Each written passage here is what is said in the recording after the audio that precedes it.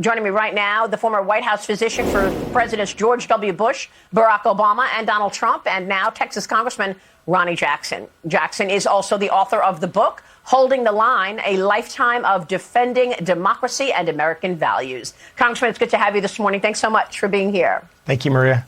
How would you assess the mental capacity of President Biden?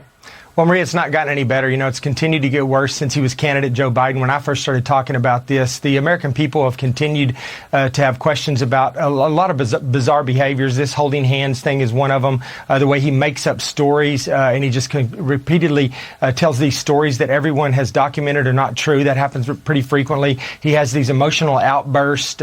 He shuffles when he walks. He slurs his speech. He always looks frail and fragile. I just think it's continued to get worse and worse.